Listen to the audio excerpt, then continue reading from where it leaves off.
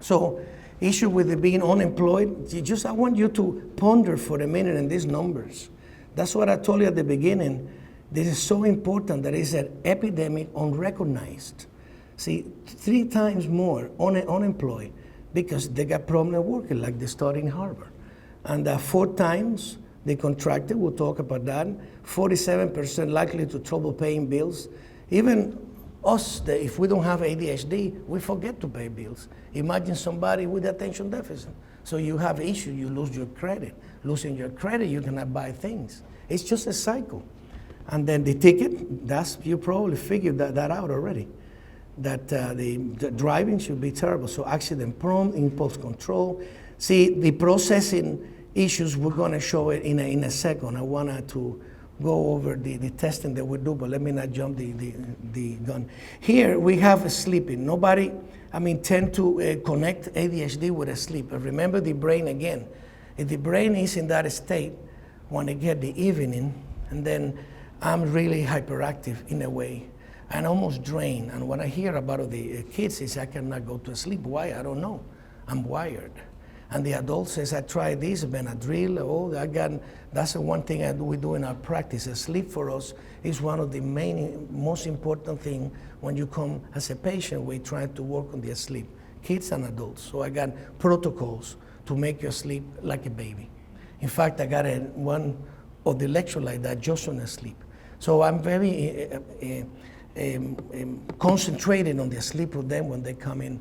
And you will see it's amazing how many times I can't sleep. Or they wake up early. See, normally waking up early is a symptom of depression. But we're talking about a child or an adult that's not depressed. And is still waking up early. Your mind is already with the jam going. So I need to get going. But I'm tired. And that's the problem. So another thing. The distraction by the sight and sounds on the kid. If you look at them, even say girls, they're not that hyperactive. Sometimes or the little toddlers, if they're going to have ADHD, pay attention to what happened with this sight and sound. Like any other kid, they pay attention to it. But any other kid might linger longer on it. I want to investigate why why was that? So the toddler might look for a second like any other kid and then goes away. And they don't pay attention. That is very important to pay attention to those details. Look at the eyes of that lady. That's how they get with the caffeine. So what happens is they need to control the problem, and that's where it comes now, the complication. By now, I'm sure that you all know this, but I'm going to say it anyway. For years, the crowd of no medication, kumbaya, dream and you'll be fine. These kind of people used to say the medication for attention deficit lead to drugs. It's the opposite. That has been beating a dead horse in research, that untreated teenagers with attention deficit have more drug use. Definitely they have an internal need to treat themselves, and that's when it comes the whole thing. Caffeine and smoking or nicotine will decrease a little the traffic jam temporarily, but it's a double-edged knife. It's gonna decrease it with one edge, and it's gonna cut you with the other, because then it's gonna eventually rebound. It's like pain medication when you're trying to treat migraine. Keep doing the Fury said, keep doing that, and you'll see how the migraine never goes away. We treat the migraine in our office too. We specialize also in the headaches. And one of the keys, no pain medication. So this is the same thing will happen with caffeine and ADHD. Yeah, it gives you, if you drink 4 or 5 cups of coffee or soda or some, maybe during an hour or two, you're going to have a relief. But after that, the other edge is going to start cutting you, and you're going to get worse. And I show you a test with the lady who did that, doing the test with ADHD in our office later on. So patient present with compound psychiatric problems, at times stem from the ADHD. It can make anything worse. I have a patient the other day, due to some horrible things in her life, and the partner, sick, and she became very anxious, like it never been. She always had a low level of anxiety, but now it's all over. But then when we keep digging in the evaluation, she's ADHD, and she's been untreated all her life.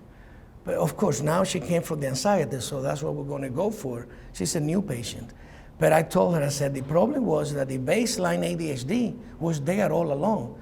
When you had your crisis with anxiety, now what happened, you are really compounded the problem.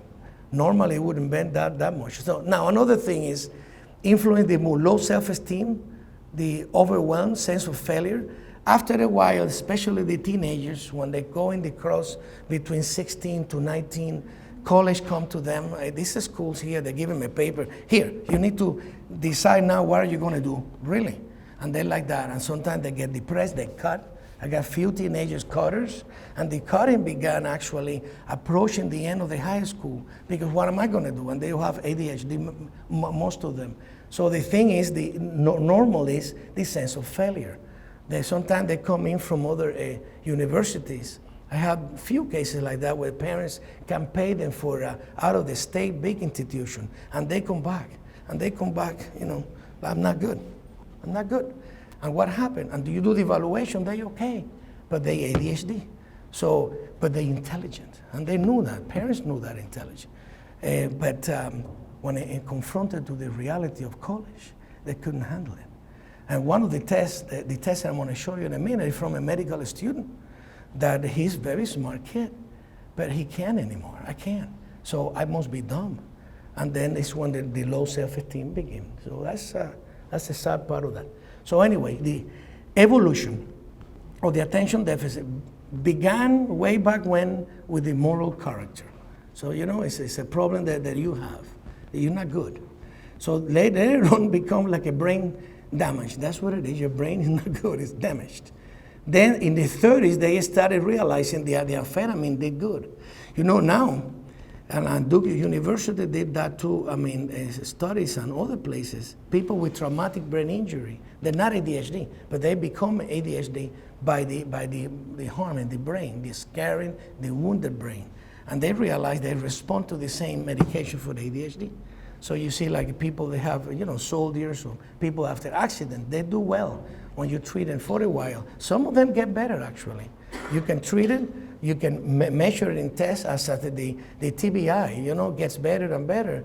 They don't need the medication anymore. But so minimal brain damage, that's what I was saying. So later on in the 50s, they call it hyperkinetic impulse disorder. Then in this 68, you got hyperkinetic reaction of the childhood. And then it moved into the 70s, and then increased behavioral syndrome. The test began. I'm very into, as you're going to see now, I believe strongly in the CPTs, continuous performance test. And then the minimal brain damage become minimal brain dysfunction. See, at that time, the damage word disappeared in the diagnosis, and now we were thinking about the dysfunction. Then it came the 80s with the DSM-3. You probably all know what the DSM is, right? And that's the Bible of the mental illness. So you have in the 80s, and then seem to start doing rating and scale, and then finally the DSM-4. That's what we had up until the other day. They call it what we all know as the ADHD. So now. Just briefly, not going to get you too much into that, but this is the new criteria now, which is similar to the old criteria. There's not a lot. I know it's a busy slide, but just briefly to have it there in case that anybody wanted to ask questions about the different characteristics, but this is what I did. Let's talk about the difference between the up until now DSM-4, the Bible, number 4, and now the 5. The 5 just came out. So a lot of confusion about that. Pretty much is the similar diagnosis. You have the same 18 symptoms, and still you have symptoms in the inattention or hyperactivity. In reality, it's the same traffic jam. It doesn't matter if the kid had the neighborhood overworking and hyperactive, either outside or as an adult inside, or I don't have that. Like a little girl, is sitting very quiet, excellent discipline, but she has no clue what's happening out there. She's thinking, dreaming, same thing. So the division is really more technical. And then, so to clarify, this is what I did. See, these are the differences. And the red, I'm biased. That's the one that I like. The red, the difference now. So the examples have been added. in the DSM-5. Now you have a cross-situational requirement that really identify better the symptom. I like the number 3. Right now, the criteria would change from symptoms that cause impairment before age 7 to several inattentive or impulsive symptoms presented at the age of 12. And you want my opinion? Even older than that. I mean, look at my lady, 65 years old. But they don't remember. A lot of the time, the adult feels that's the way I was. Oh, well, I'm that way. Why I feel so overwhelmed now? And maybe now means 40 years old. I had a teacher that she told me when she came for depression. This is the most incredible case. And then she would refer to us for depression. So I tried to treat her for depression, but I don't see any changes. But the more I talk to her, she feels like a dream light. Distracted, asking. Sometimes I thought it was my accent or something, but no. So finally one day I said, I want to test you for attention deficit. I did. The attention deficit was really enormous. And she used to say that nobody liked it. We want to finish to get a break? 10 minutes. Yeah, if you let me talk and I keep going. So I'm going to stop in a second then. Stop right here, but let me tell you this quickly. I said, let's test you. We tested her. I said, I'm going to treat you for attention deficit. She told me that people are talking about me. So I said, maybe she's paranoid. Depression and paranoia, this is what it is. But not really. After seeing her few visits, I didn't get that sense any longer. I said, look at the continued performance test that I'm going to show you. So let's treat you. I started treating that teacher, and she changed. Her life changed. All those other teachers that never want to talk to me, now I'm a friend of them. She engaged in also teams, groups, or whatever you call it in school, kind of the departments. And she blossomed in front of my eyes. She smiled. There was no antidepressant that I gave him in the end. I took away everything but the ADHD medication. I left, I was in California. And when I left, she would go into Sacramento, the capital, participating in big, heavy duty in the school. And how is the thing that nobody liked? Oh, forget about that, doctor. I know everybody that told me. That's an extreme. Not everybody respond that, incredible. That's a true story right there. That I was very pleased to see that somehow it took forever to do the DSM-5, and after all, they're humans, not ETs from another planet, who make the DSM-5. So people love them and hate them at the same time. And one of these days, probably going to be a mob, some kind of attack to the people with DSM, because nobody seemed to agree with the DSM after all. But at least we have a structure. Way back when there was no DSM, so everybody did see different things. At least now we got a guideline. So the fact that they move it up a little bit, I wish it would have moved it indefinitely. Remove the age, that's what I would have done. But this is good. Another thing is that a comorbid means that you have that too. Diagnosis of the autism is now allowed. Of course, it always was. I mean, we do a lot of the autistic kids, and some of them, I remember one that came in just for ADHD. The mother knows she got autism, it was pretty obvious. But she said he got ADHD. We tested him, he did not. So that was a clear case. He came on medication. I took him off the medication. I said he doesn't need it. The behavior that you see, the anger, is just for the autism. It's not the typical that we talk about, the traffic jam, getting irritated, the divorces, the kid being angry. No, that kid did not have ADHD. They had the autism. So they're now mutually exclusive. They really could be together. So the people on the DSM just found out that now. But we've been seeing that forever. I've always been doing the dual diagnosis, autism with or without the ADHD. So another thing is the cutoff for the adult. They cut it down instead of being just, instead of the 6, now they put 5. So they did a little cut for the adults on the symptoms. Another thing over here that this is important, the number 7. Take a look at it. See, ADHD was placed in the neurodevelopmental disorder chapter to reflect brain developmental that correlate with ADHD. So and the chapter include all that, usually first made in infancy, childhood of adolescent. Therefore, the fact that they, at least, they set the pace to understand better what ADHD is by this move. And it's better than nothing, you know, it's better than the DSM-4. But now if anybody tell you, you're the one that use the DSM, what is the difference? Mostly the same. It's just they more relaxed with the adults. So go back to the comorbidity. I put this slide twice just for emphasis. You see the 58 to 80% of the children has something else.